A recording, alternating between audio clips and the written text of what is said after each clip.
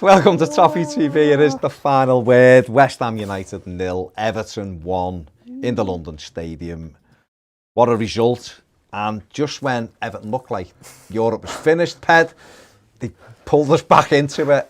The opportunity to finish back in Europe again. Just when I thought I was out. He pulled me back in. Tremendous. You can always bank on Everton to give you hope, can't you? You gang of absolute beastards. When you think you've done and you can put your flip-flops on, Everton always pull a result from somewhere. The absolute gang of charlatans.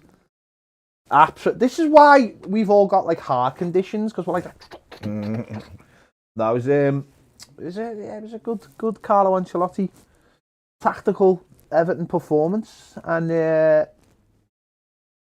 kind of we've been used to. And really, when you look at the game as a whole, it wasn't even close in terms of like they had no shots on target.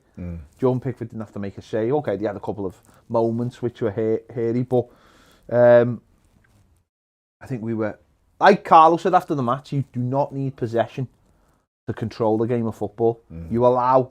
I was looking at the stats actually after the game, and West Ham don't necessarily like having a lot of the ball. They are a counter-attacking side, and we flipped it on them yesterday and just said, you have the ball, we'll get men behind the ball. And it worked perfectly, to be honest. Again, you'd like a few more chances, and you'd like King to have taken his chance. But ultimately, 3 points is 3 points, and it just gets us back in there with a couple of weeks to go. I don't know about you, Cam. I thought it was a much better performance from Everton, certainly from Villa the week before, which was still left a bad taste. But it was like Ped just said, then it was a very controlled performance, but a very Everton away performance as well, wasn't it? It was effective. We looked comfortable, and it was effective. And ultimately, like you said, we've seen that type of performance away from home a number of times this season, and it is frustrating because we had one big chance in that game, and Dominic Calvert-Lewin takes it, and then you think back to some of the home games when we've had 4, 5, 6 chances and we don't take them. But no, it was effective defensively. We were solid for pretty much the entire game. Like I said, there was a couple of moments in there, but for the most part, Ben Godfrey, Yerry Mina, whilst he was on the pitch, was excellent. Michael Keane even done a good job. I haven't been a big lover of Michael Keane in the back four, sort of 5 or 3 at the back. I just think usually he gets a little bit flustered, but I thought he was decent yesterday. Allan in the midfield was controlling everything. It was, like you said, it wasn't the greatest game of football, but it was comfortable. West Ham, other than those 2 moments that I'm sure we'll talk about, didn't really have much whatsoever. And Everton took our chance. Could have had a couple of more goals if Seamus Coleman gets it out of his feet quicker. If Josh King doesn't hit the post from 2 yards out, then it's a little bit more of a comfortable win. But it's mad, isn't it? Just when we all sat here last week and said, oh no, Europe's done now, we've lost to Aston Villa, 1 result, and we're all straight back in it, and now we're talking about how, a couple of wins or 3 wins out of the next 4 games could be, it will be massively important.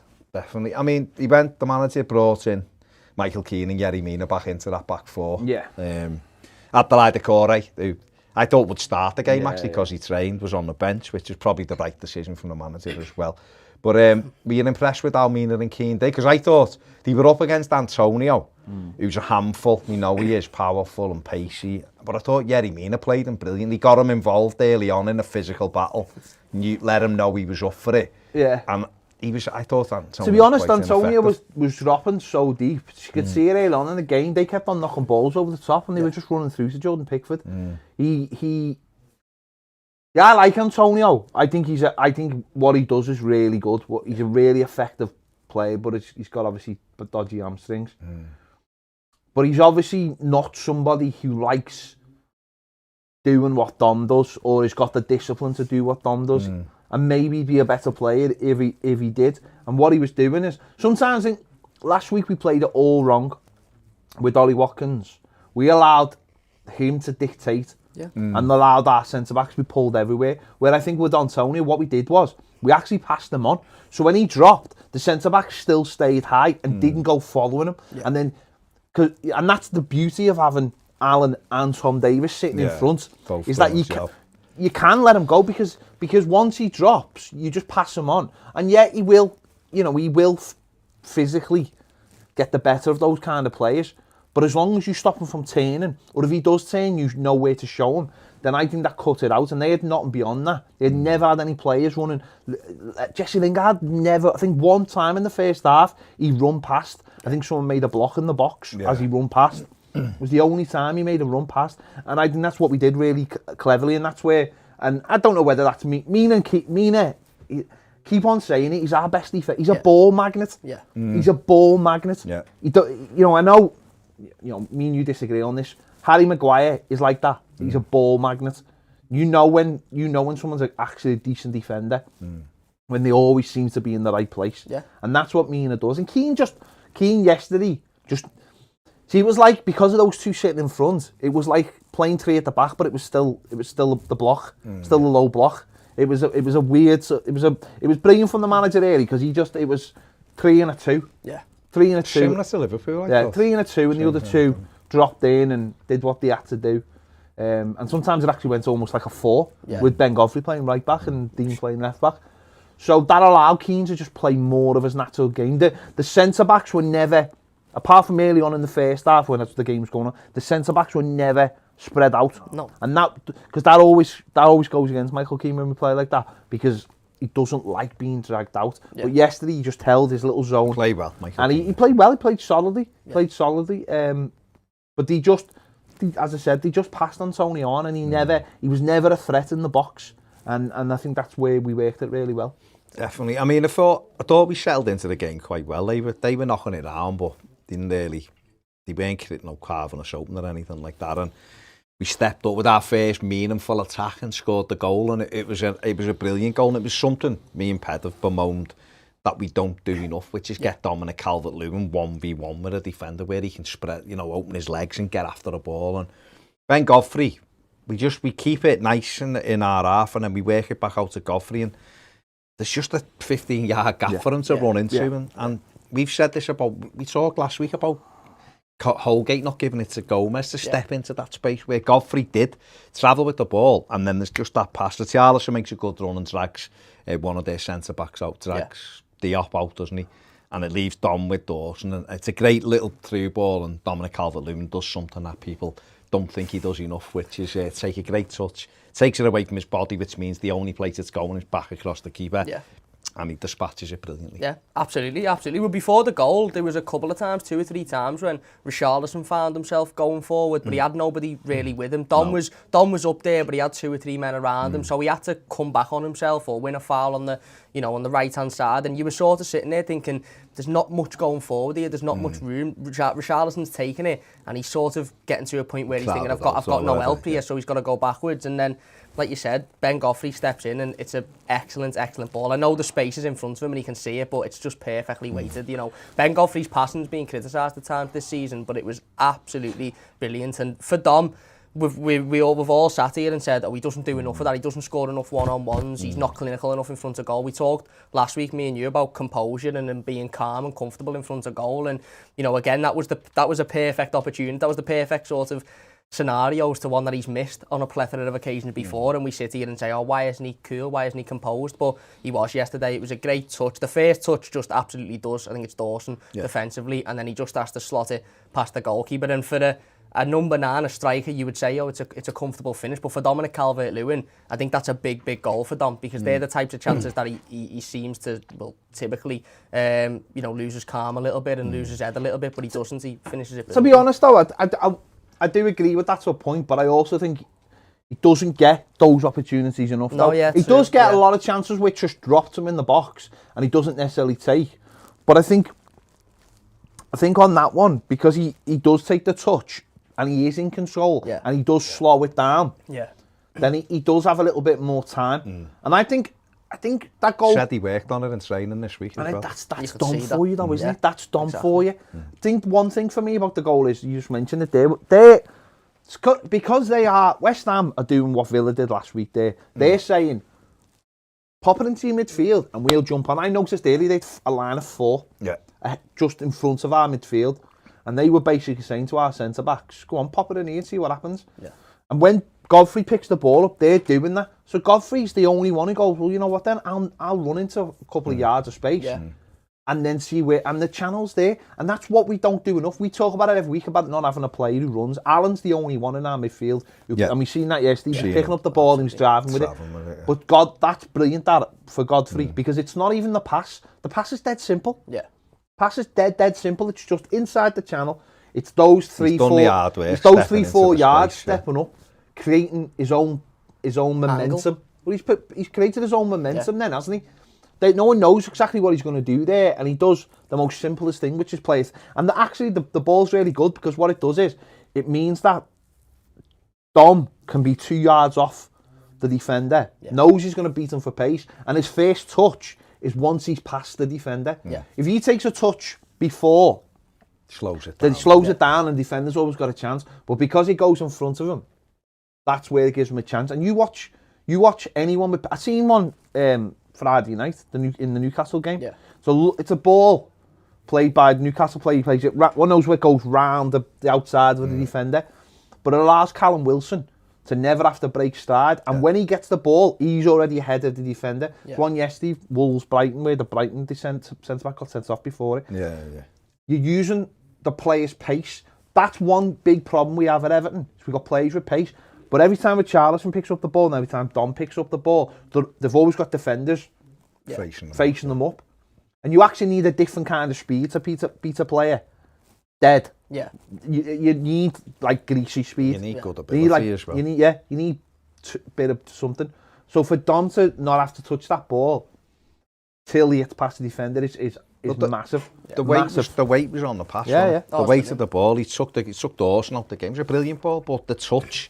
Can't stress enough. If he takes that touch into his body, the keeper's on him and Dawson can get back. But because he takes it with the outside of his foot, he just creates the angle. Yeah. And that natural finish then is to flash it back across the keeper, which isn't something he's done a lot, but I do agree with you. He doesn't get a lot of those opportunities. If he got them 2 or 3 every game. He never has he never can get one-on-ones. No, and he should do because he's fast. We've seen it yesterday. He's behind Dawson and gets 2 yards ahead of him. Yeah. So, you know, you see him when he opens his legs and he gets after a ball, he can leave defenders for dead. And what it takes is, like you just said there, what happened was our midfield dropped onto their midfield, which meant Godfrey. Tom Davies is actually quite close to Godfrey, but Allan's gone. Yeah. Gylfi's gone. And so Godfrey, as he takes it out of his feet, the natural thing, and he does do this, we've seen him do this, he just travels into their half with the ball. And because Richarlison makes a run out to the right with Coleman, the gap's there and he just played it in. And Dom's put it away. It's goal number 21 of the season for all of the people who don't think he can get 20 goals, apparently. It's the 21st of the season. It's a great goal. And it puts us into... And then I thought after that, Everton looked like they were going to get a second. Dominic Calvert-Lewin kept coming off their defender and winning. He won every header, virtually, I think. Certainly in the first half. They didn't know how to handle him. And we had an opportunity just after it with Richarlison, where Dom comes off, flicks it, and Richarlison beats the man. It's a good shot. Keeper makes a save. He needed to go further across him. But just back on Dom, he did have a really good game. Let's have a look at his numbers there. 3 shots, 1 on target. Goals 1. 100% of his dribbles completed. And he won 7 out of 10 aerial duels. I reckon there was 7 out of 7 in the first half, because I don't think he seemed to lose a header in the first half. So that was immediately then we're ahead. And there, you know, West Ham were making them have to think then, isn't it? And game plan. That was what we wanted. Worked perfectly then. And I thought they had the one where they picked Lingard out and it was a great block. I think it might have been Michael Keane or come and nicked it. The only other real one they had was Ben Rama's header, which he should have scored. He should have scored. And that was Ben Godfrey. Yeah. Just left them. See, I don't know if it was. Letting the cross come in as well. I've watched it again. Where's Seamus Coleman though? Ben Godfrey, he's the right back. But I've watched it. I don't know where she. The reason I am blaming Godfrey, right, is because when the ball comes back before it stood up, he's marking Ben Rama, and he runs into the middle of the goal where Michael Keane and Gary Mina are. I look at where Seamus Coleman is for that goal. I can't quite understand why he's in that position. But I don't know, because I don't know what his role was in that first half. It's a bit of a free role, wasn't it, at times? He was coming in a lot. It might have been the man marking position. But he's left badly unmarked. The pair of them, anyway, he's got a chance and he should score.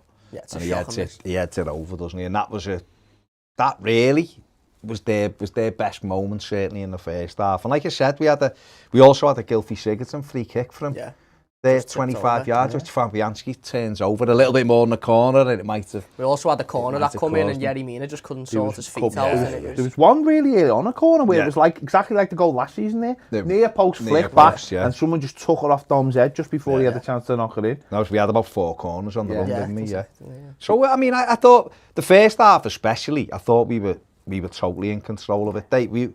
Like you said, we were just kind of giving them the ball, go on there. And the possession was like 53-47 in the first half. The thing about the game as a whole was, like if you're a West Ham fan and you're watching that game, you can throw all the shouts for parking the bus all you want. You can shout that all you want. But we've won 11 away games Only City have won more. Playing very similar to this. And okay, the last one, Arsenal wasn't the greatest performance in the world. But once we got 1-0 up again in that, we sat here watching it. We were saying, this is where you start getting stressed out, but this is what we've been watching all season. Yeah. These lads know how to defend. Leeds, genuinely. We've done it all season. And, you can say all you want. Park the bus, whatever, but... Doesn't matter. My only comeback to that parking the bus thing was... to West Ham was exactly what they did to us at Goodison on New Year's Day. They had 10 men behind the ball till about the last 15 minutes when he went for it, and they got a spawny goal to win it. Well, we typically do well, don't we, away from home, because teams sort of come at us and we say, go on, you have the ball, and we'll defend you and we'll hit you on the counter-attack with pace. I think the ironic thing is we scored the one big chance that we had yesterday, whereas at home, teams come to Goodison and sort of say, go on, you have the ball, and we'll do what you do away, and we're a bit like, I don't know what to do. It's exactly the same for most teams. Yeah, that's what I mean, yeah. You know, I was looking at Leicester have lost 8 games at home. Same as us. Same as us. They've lost 7, haven't they? City have lost 4 at home. Yeah. Teams have lost a lot of games at home because of this. Yeah. Because there's no crowd, and it allows these strategies. The manager came out after the game yesterday. Just, we're not a possession team. Yeah. He knows what we're good at and he knows what we're bad at. Yeah. When we play at home, we're not good at having the ball. We are like West Ham were yesterday. Yeah. We might bang up the drum a little bit, but we're not a good side like that. And that's where the balance. Well, it won't come this season, but going forward, getting better players, you hope to hopefully address that. But you got to make use of what you're good at, and we're good at sucking up. Teams coming at us and just trying to hit them on the counter attack. And really, we should have got another one yesterday. We should have made it safe. And that's the only disappointing thing, is that it wasn't as comfortable. Because I think those players will look at that and think, we were comfortable. Yeah. No one's ever... second half, they've hit the post. And we got a little bit lucky with the rebound. I appreciate that. But we've hit the post. And they got lucky with the rebound. Because it's bobbed on the line and obviously the goalie stopped on it. But... this is how we play. It's not a fluke, because that's how we play away. And it's when we don't play like that away that we don't pick up the points. But when we went to Chelsea and we got beat 2-0. If we'd have played like that at Chelsea, we'd have probably got something. It was all too easy. Yeah. The goals were soft. We've look at the last few games, the goals we've conceded. Basic mistakes. All basic mistakes. And when we're on it and players are on it and the manager, it's on the manager sometimes as well. Don't get me wrong, because Tom Davies, for me, should play every game. Absolutely. For now, while we haven't got other players, there shouldn't be any question, because when him and Allan sit together like that, because I thought they were superb yesterday. Allan was my man of the match, but we'll get back. We'll go on to Allan in a minute. But we come out second half, and I thought they stepped it up second half. They had to. They were 1-0 down, and it was a game. If they, the outside chance they had for getting in the Champions League, he had to win the game, didn't he? You'd be disappointed if you were a West Ham fan watching them, because I thought they were toothless. I really did. For a team that, I know they got a couple of injuries that were forced on them that might have upset the game plan. I appreciate that. As did we with Yerry Mina. Yeah, and I appreciate that. That can happen. But I'd be a little bit disappointed if I was them looking at their last 4 fixtures thinking this is the hardest one. Yeah. I would have thought they would have thrown a little bit more at us.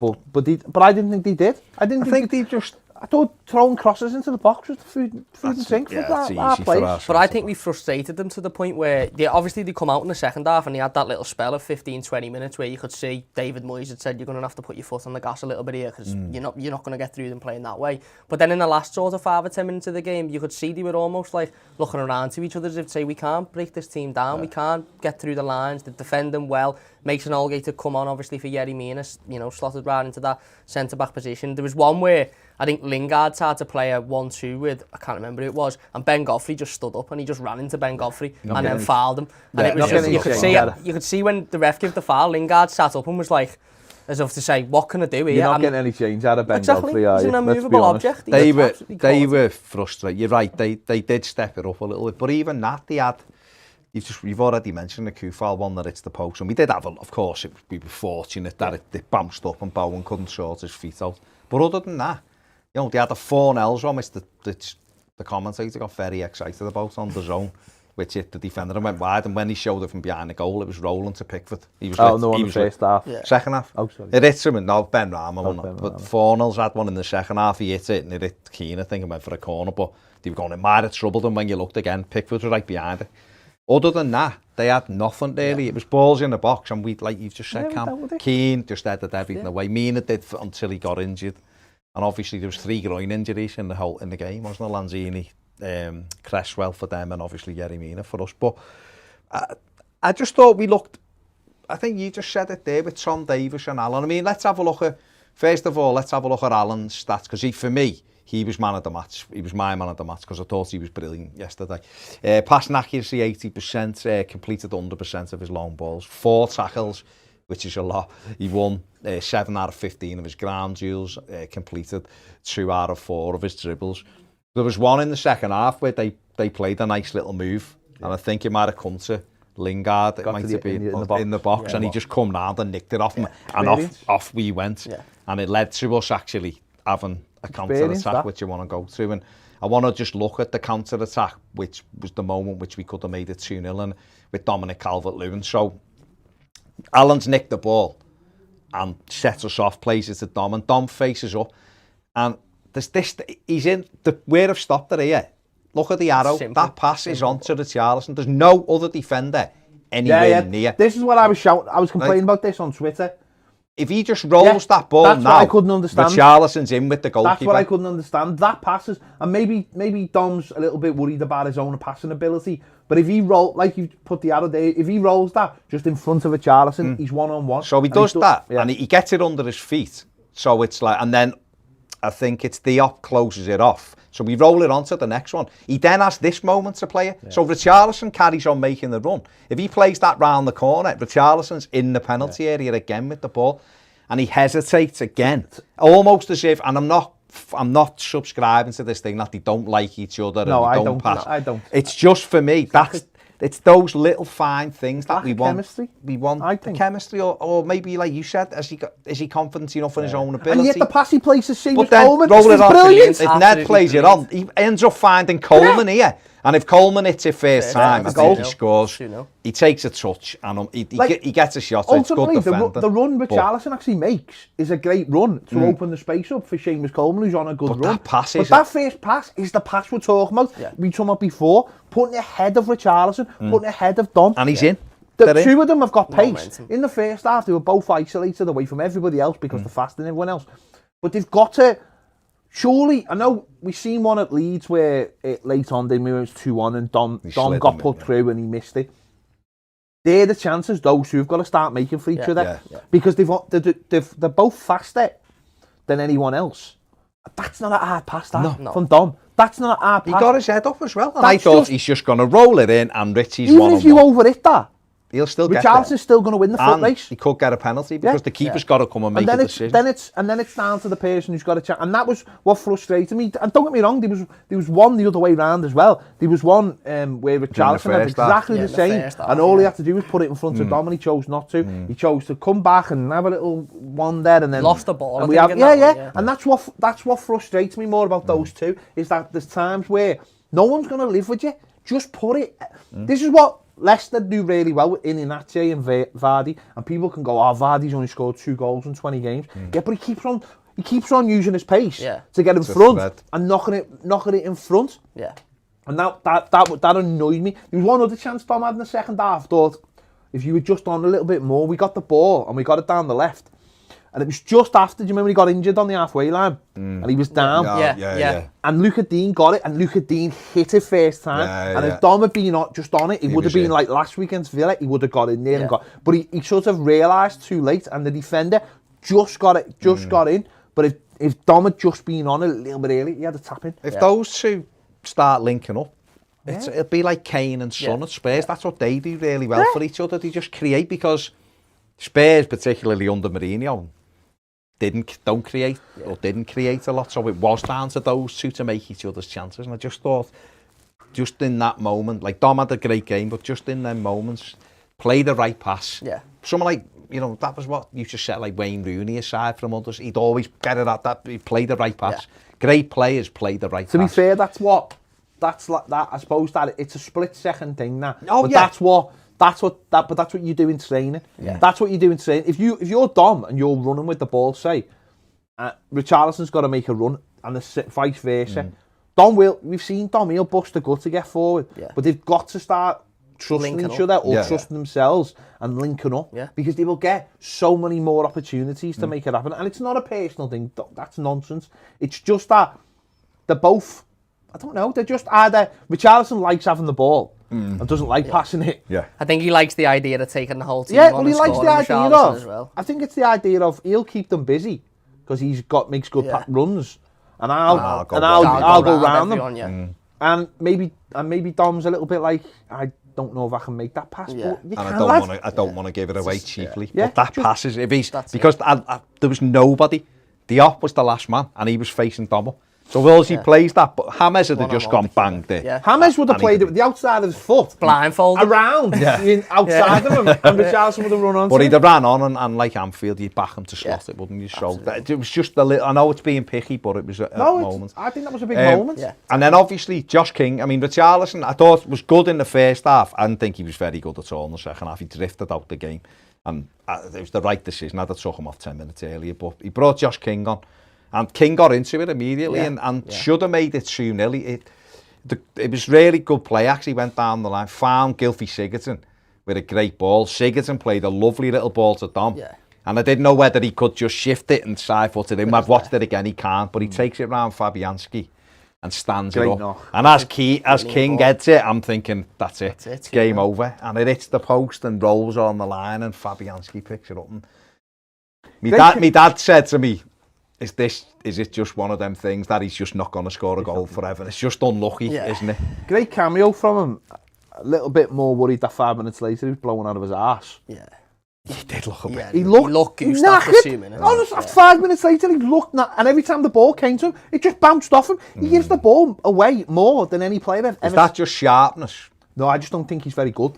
Genuinely, I just don't think his touch is good enough. There's obviously a fitness issue there if he's only bringing him on for 5 minutes at the end of the game. I just don't think he's fit. Because on the ball, quality-wise, he had another one before it where he played Gylfi Sigurdsson in again, and he was getting in the right areas, and don't get me wrong, he should score the He header. terrifies me every time. It was like Leeds when he came on at Leeds. Remember when he came on at Leeds? I know, and but then he set up a chance for them.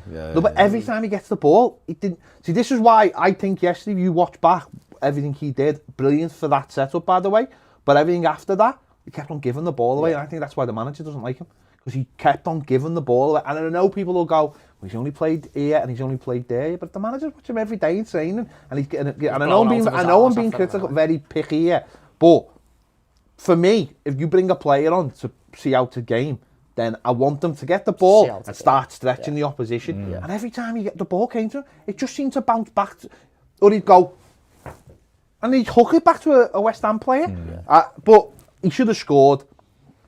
Once he gets a connection on that header, you've got to score from I there, just think he should attack I know it. there's pressure. Well, exactly. I know there's pressure on him, but if he doesn't get a connection on the header, you think, well, the defender's defending. But as soon as he hits, as soon as his head makes connection with that ball, it's got to go in. He's about 5 yards out. He's been doing that thing. He's doing that thing where the fella's next to the post. He's just trying to... And he's just trying to get contact on it because he's thinking, this is going to be absolutely perfect because he's standing on the line. Yeah. So if I hit it on the line, he'll knock it away. But don't know, you've been a centre forward in the Premier League for a few years. I think you should be doing a little bit better than that. It's a good ball by Dom as well. There's a lovely ball. And that, you just look at that and go, oh, was that the moment that we could have killed it off? And if these get a goal from somewhere, we'll be ruining it, you know. Yeah. But like you said before, you know, Fabian Delph come on and done all right, I guess, you know. The right time to bring Fabian Delph on. Yeah, last few minutes. When you're 1-0 up. But he's experienced, hasn't he? And I thought after that, they had nothing. They had a Kufal shot which went 50 yards over the bar. And that was it. They ran out, like you said before, they were totally out of ideas. But I thought, like we talked about Allan before, Tom Davies, I thought he was excellent as well. Let's have a look at his numbers. Passing accuracy, 89%. Long balls, 100% completed. Won 50% of his ground duels. 2 tackles and 2 clearances. And I think the thing with Tom Davies is, we know all the things he isn't. You know, we know that he's not... The manager keeps on telling us. No, but I'm saying, well, exactly. But we know that he's not a dynamic box-to-box midfielder. We know he's not going to score 10 goals a season. We know that he's not a fabulous passer of the football. But what we do know is, this season, and I don't think there's been many games when he's had a bad game this season, no, even though people try to tell you that he gives the ball away again, 89% will tell you differently. He's found a niche for himself, which is basically the Allan role, sitting in front of the back four and being disciplined. Now, he done that thing yesterday and it annoyed me when he thought he could buy a foul with 3 men and he just took the ball off him. But it was the only time he did it. Everything else, he done brilliantly. He put tackles in. He had a couple of ones he was harshly done to. He won the ball twice, was harshly done. But I thought he had a really good game and he's good in that role, isn't he? Especially because Decore's not fit, but even if Decore was fit, he should be in with Allan and Decore anyway. There shouldn't really be anyone else. He lets Allan do what Allan's skipping away from people and running slaloms and all kinds. Can't do that if there's no protection behind you. Allan, which we'd seen the week before. I said it the other day. Don't even know, I might said it yesterday. Last week, if Holgate's got Tom Davies where Gomez is, he'd give it to Tom Davies. Got no problem. He'd give it to him. Yeah. And they've got no problem giving it to Tom there at all. But Andre Gomez, they're not so sure about. And that to me is the difference. People trust Tom Davies and they trust. Yesterday, he was great. I thought, to be fair, for once the referee I thought did a good job. I had a good game. Because he was a couple of times where he went in and they weren't fouls, but the play went over his leg, and I thought that could have been a yellow card, but he got away with that a couple of times and looked at the referees and said, I haven't even fouled him, which he hadn't. And that's all part of his game.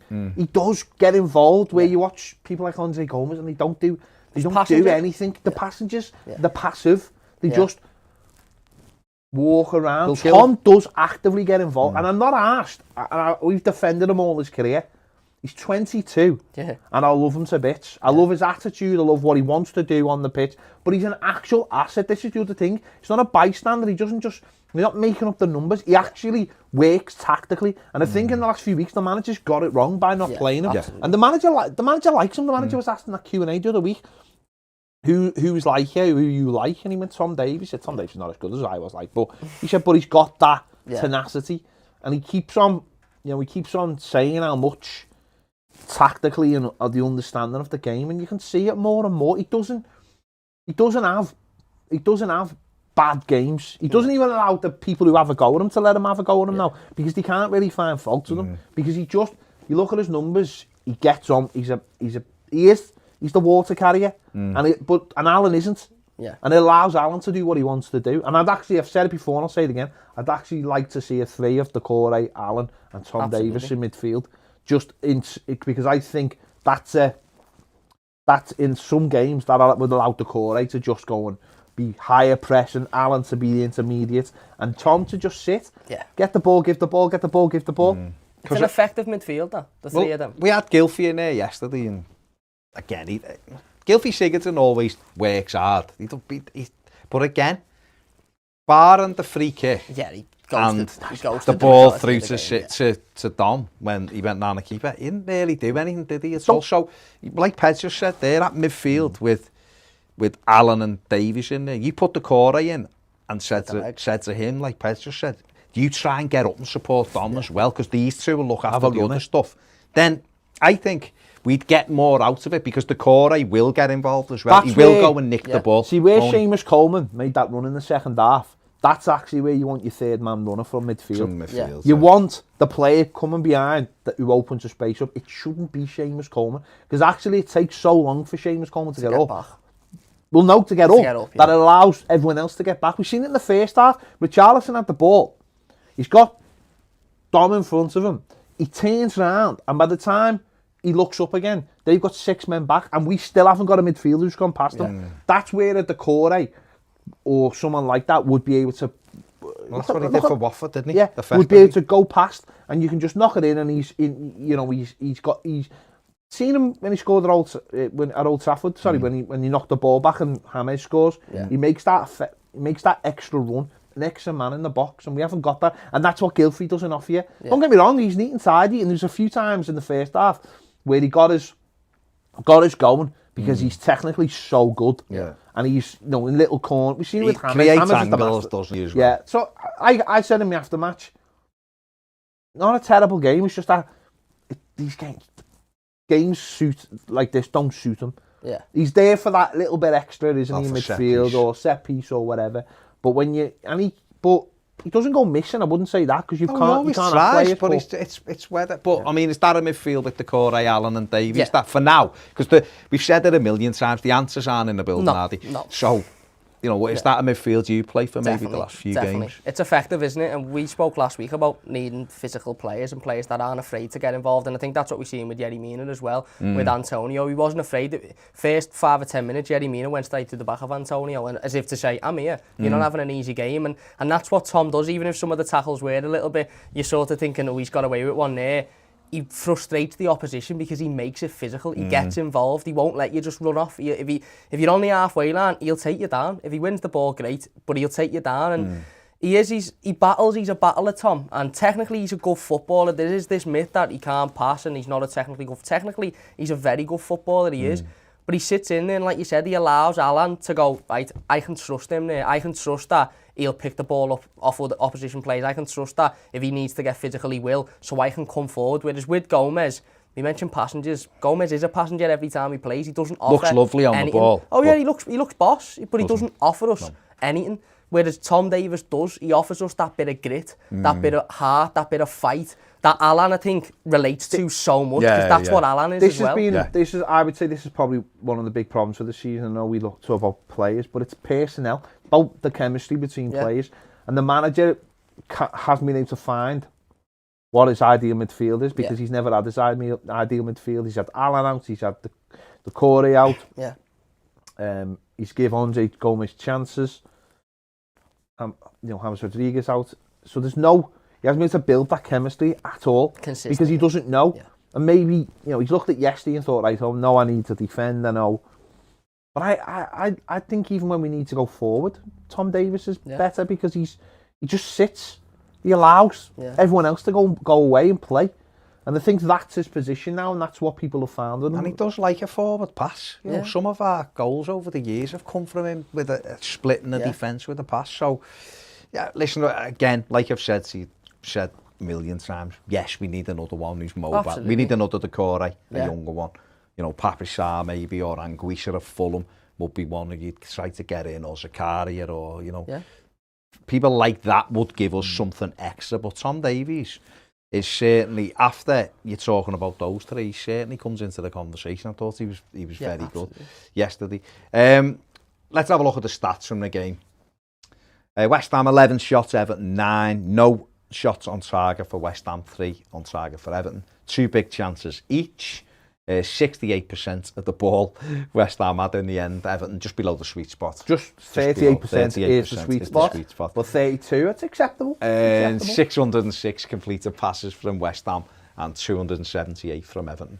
So again, Everton 11th away victory of the season. It's as many as what we had in the 84-85 winning team. With only Man City have won more away games than Everton this season. So quite clearly there's a formula there. Even if we had the mid-table home, if it wasn't relegation, we'd be in the Champions League. We'd be in the Champions League. There's no question about it. And I guess just moving forward, this formula is something I think Everton can replicate next season, even with better players. It might not have 11 away wins, but if it ends up with 6 or 7, 8 even, then you're giving yourself especially if Everton can sort the home form out, then it's something to build on, isn't it, for moving forward. Definitely. Because we know the manager tactically is very good. So brilliant away win. Gives us an opportunity hope. now. It gives us hope. Well, it does, doesn't it? We go to Aston Villa Thursday. They've lost Ollie Watkins for the game. It's huge for them. It'll be a tough game because we know that they're a good side. They just beat us. Chance to get some revenge. And I tell you what, if Everton can win at Villa Park on Thursday and come out of there going into them last 3 games, certainly 2 home games at Sheffield United, Wolves, got a fantastic chance of getting into Europe. So who knows? Right, that's it. Let us know what you think in the comment section below. You're delighted with Everton's victory, and can we now build on this and get into Europe for next season? Let us know. Big thanks to Cam. Check out the Mighty Blues YouTube channel. Give the video a thumbs up, subscribe if you haven't, and if you want more videos, including daily live videos. This has been live to our patrons where you can ask questions. Live. It's live right now. I mean, it's not live if you're not watching. Well, exactly. That's what I'm saying, but it is. Watching it right now. So join us on Patreon. The link is in the description. Where they will get more live after you've gone. They stay around and get more. We do questions with them. The lights come down low. Fair enough. Other than that, we'll see you later. Take it easy.